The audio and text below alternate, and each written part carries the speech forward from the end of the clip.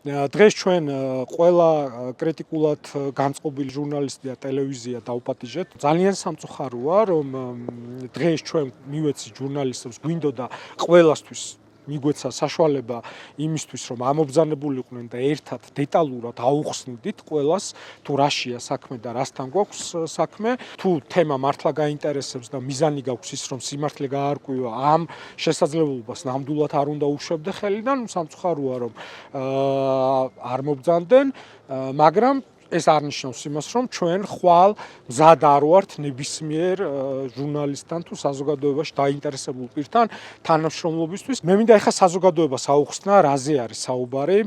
აქ არის მნიშვნელოვანი ერთი რამ, რაც უნდა აღინიშნოს.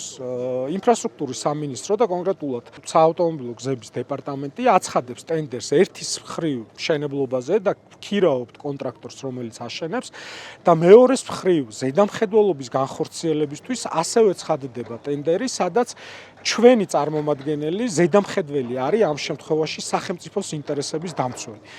და ფაქტი ის არის, რომ ამ სისტემამ იმუშავა და მუშაობს ამ შემთხვევაშიც და სხვა შემთხვევებშიც, როდესაც სახელმწიფოს წარმომადგენელმა ზედამხედველმა აღმოაჩინა ის ხარვეზები, რაც იყო კონკრეტულად ამ ხიდის ამ კონკრეტულ მონაკვეთზე, ერთ-ერთი ბეტონის ჩასხმის პროცესში, გამოავლინა და დღეს მიმდინარეობს მუშაობა იმაზე, თუ როგორ გამოსწორდეს მათ შორის ზედამხედველის ჩართულობით. ეს არის ჩვეულებრივი მუშა პროცესი და რა თქმა უნდა, ამის უგულვებელყოფა არ შეიძლება და ჩვენი ფუნქცია არის, რომ მაქსიმალურად კონტროლი გაუწიოთ იმას, რომ ეს ყველაფერი ზედმიწევნით გამოსწორდეს და შესრულდეს, თუმცა იმის თქმა, რომ ამ ერთი NCR-ის რაღაც გასაიდუმლოებული დოკუმენტი მოვიპოვეთ, კიდევ ამბობ, ჩვენ შეგვიძლია ეს ბჭყალებში გასაიდუმლოებული დოკუმენტი 94 კონკრეტულად ამ ერთ მშენებლობაზე გადავცეთ ნებისმიერ დაინტერესებულ პირს, იმისთვის, რომ ჩაიხედონ ამ 94-დან 50 უკვე გამოსწორებულია, დანარჩენის გამოსწორება მიმდინარეობს, რაც არის ჩვეულებრივი პროცესი.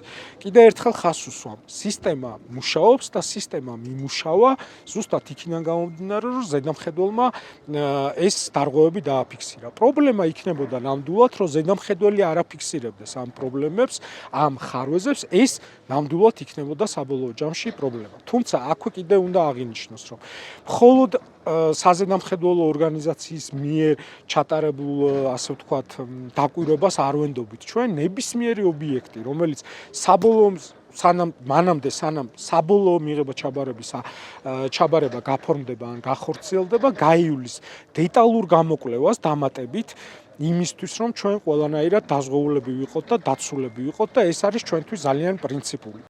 კიდევ ერთხელ ვამბობ, არავის ამ ქვეყანაში ისი არ უნდა და არ არის მოწადინებული, რომ ხარისხიანი ინფრასტრუქტურა შენდებოდეს, როგორც საქართველოს მთავრობას და არავინ ისე არ ფიქრობს და არ ზრუნავს ამაზე, როგორც საქართველოს მთავრობა.